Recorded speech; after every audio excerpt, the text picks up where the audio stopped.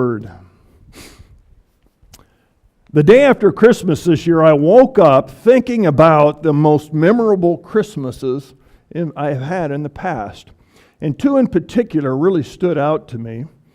One because of a gift that I received, and another because of a gift Lori and I had given. The first one was when I was probably about 11 years old. My parents gave me for Christmas a bolt-action Remington rifle with a scope. Now, some people may recoil a little bit at the thought of giving a young boy a gift like that, but let me assure you, for a Midwest farm boy, that wasn't an unusual gift. Somewhere at home, I have a picture of me holding that gun on Christmas morning. I'll never forget that day. The second Christmas that came to my mind as most memorable was probably 10 or 12 years ago. Lori and I were trying to think of a gift to give the kids that we could all enjoy together. And so we had this bright idea. Our kids love to swim. They love to snorkel. Let's give them scuba diving lessons. So we signed up for scuba lessons, and we gave each of them the same gift. It was their stuff they would need for their class. And I think there was a few, like a mask and a snorkel in there and stuff. And then there was a brochure for Cozumel. Because the plan was, once we got certified, we'd all go to Cozumel together. We were so excited to see the kids open this gift. That year, we only had a few gifts because we'd spent a fair amount of money on this one. So Christmas morning, I think Lori and I were the first one to the tree. We were so excited to see them open this. And as they peeled the packages all back together, every one of them, without exception, said, "No, we don't want to do it." And you can imagine how dashed we were because we had been building up to this moment. Evidently, all of our kids had a healthy respect that there are big things that live in the ocean that can eat you. So we negotiated and said, look, if you will go to the first scuba class, and if you still don't want to do it, we'll see if we can get our money back. And of course, they absolutely loved it. And for the next several years, that was our vacations. We're geared around scuba diving together as a family.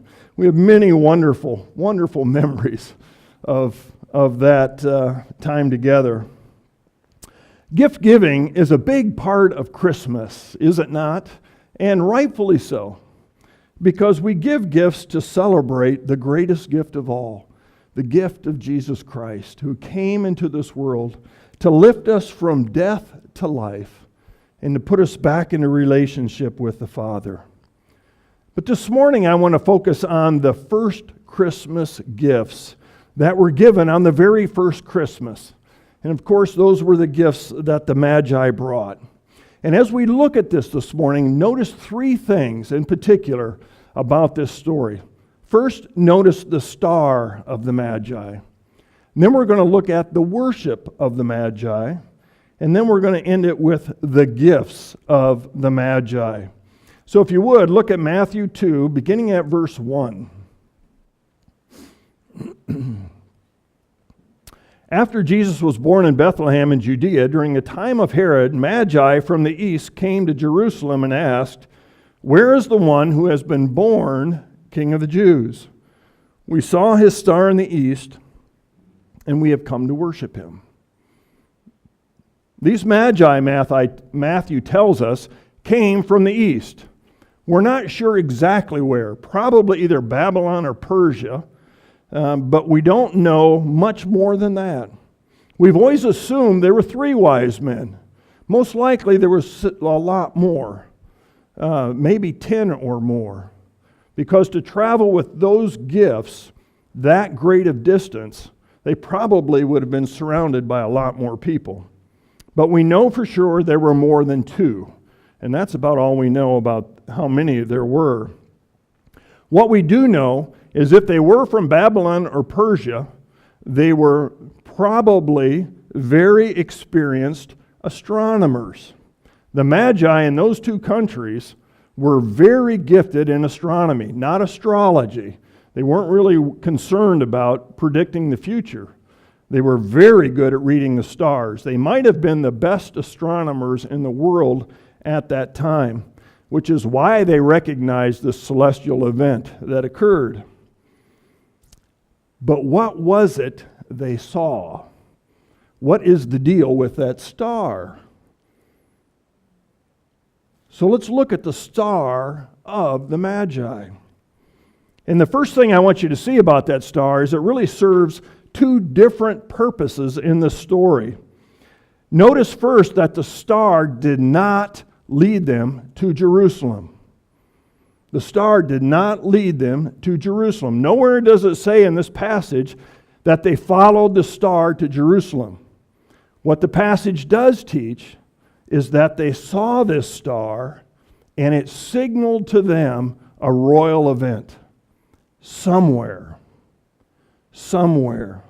They saw this star and it was to them an announcement that a king was born somewhere.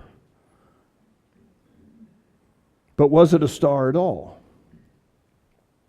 Well, scientists today, through computer modeling, can go back in time and tell us what the sky looked like with great certainty, I'm told, at any particular point in history. And the scientists who have studied this said that at this point in history, the planets of Jupiter and Saturn were so close together that it's quite possible they looked like one bright object in the sky. So it's quite possible, and maybe even likely, that the proximity of those two planets to each other was indeed the star that the wise men saw that signaled something great was about to happen. The fact that Jupiter was one of those planets is also significant because we know that the Persian and the Babylonian Magi considered the planet Jupiter to be a kingly identifier. Anything that happened with that planet that was unusual signaled to them that something royal was happening somewhere. Now, the second thing, if that was indeed the star they saw, the second thing that's significant about that is that this star would have been fixed in the night sky. If the two planets together looked like one star, that star wasn't moving. And so it could not have led them to Jerusalem, which is exactly what the text tells us. So is it possible that these two planets together was the star that the wise men saw that signaled them that a child was born of royal stature? Could very well be. We just don't know for sure. Notice the second function of the star, however. After the wise men got to Jerusalem, they met with Herod. Then we read the following, Matthew 2, verse 9. After they heard the king, they went on their way, and the star they had seen in the east went ahead of them until it stopped over the place where the child was. Now we have a moving star, a star that is leading and guiding them to the exact house where Joseph and Mary were staying. Notice, not a manger. They're in a house by this time. This star is leading them and guiding them to the place where the baby lay. Now, have you ever walked outside at night and looked at the stars? I don't care how bright they are, you can't look at one star and say, yep, that one's right over my neighbor's house. Huh? Or it's not over the house next door, it's over his house. Even the moon, we don't know if it's over Napa, Vacaville, or what. You can't tell.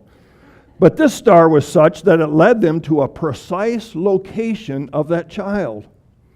This star appears to be a completely different star than the star they saw before. If you noticed in the passage, the wise men got excited when they saw the star again. If it was the same star, they would have expected it to be there the next day. But here we read they were excited to see this star. This star isn't fixed in the sky. It's moving, it's guiding, and it's leading the wise men to the place where Jesus was. This star appears to be a completely different star. So what is it? And the passage says nothing about what it is. But maybe it gives us a hint. Could it be a special star that God made for this event? Yes. possible. But the passage hints perhaps at something else. The word here used for star literally means brilliant, nothing more. It could describe a planet, it could describe a star, it could describe anything bright in the sky. Here was a brilliant light focused enough to direct these wise men to the exact place where the Christ child was. Now, can you think back through the Bible of any other bright light that led and guided people precisely? Yes, when Israel left Egypt, it followed the Shekinah glory of God through the desert. We read in Luke chapter 2 as well that the glory of the Lord shone round about those shepherds. Could it be that the star that led the wise men from Jerusalem to Bethlehem was none other than the brilliant glory of God? It's consistent with the text. It's consistent with the text, and to me it explains how they got to the exact house. Whether that's the way God did it, we just don't know. Next thing I want you to look at, though, is the worship of the Magi. Let me ask you a question. On a scale of 1 to 10, how hard was it for you to get up this morning and go to church? Yeah, burr is right. I suspect that we're a little light on attendance here today because a lot of people just rolled over and tucked back under the covers. Sometimes we worship when it's convenient, don't we? You heard the story about the woman who called to a young man one morning. She said, "It's time to get up or you'll be late for church." He said, "I don't want to go to church today. I'm going to stay in bed." She said, "No, you're not. Get up or you're going to be late." He said, "I don't want to go to church." She said, "You have to." He said, "But I don't like going to church. The message is always boring and people don't like me." She said, "You're the pastor. Get up and go to church."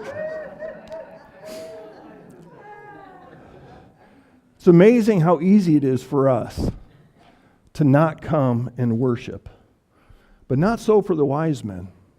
We know that they traveled between 300 and 500 miles to come and worship. And look at Matthew 2, verse 2. It says, "We saw his star in the east, and we have come to worship him." The express purpose of their trip was to worship. They came between 300 and 500 miles through extensive desert, a dangerous place where water was scarce and where robbers frequently robbed people who were traveling. They endured great discomfort to worship the King. Our son lives in Irvine, and when we make that 7 or 8 hour drive in our air-conditioned car over a smooth highway, I'll tell you, we're exhausted when we finally get there. Now imagine traveling 300 to 500 miles just to worship. No rest stops, rugged desert, exposed to the elements, facing danger, just to worship. There were no obstacles to keep them from worshiping the King. Rather convicting, isn't it? But why did they worship? Why did they worship? 3 reasons, really. 3 God-appointed, God-orchestrated reasons why they came to worship. First, they were compelled by the Holy Spirit. And you won't find that in the text. But the Scriptures speak clearly that it is the ministry of the Holy Spirit that always draws people to God. It is He that put in them the desire to worship the child. These men traveled this great distance through great hardship because of the leading of the Holy Spirit. John 6:44 says, "No one can come to me unless the Father who sent me draws them." And later in the passage it says, it is the Holy Spirit that draws. The second reason they were led to come and worship was because they were led by the Scriptures to do so. Have you ever wondered how these wise men got to Jerusalem? The star simply told them that there was a celestial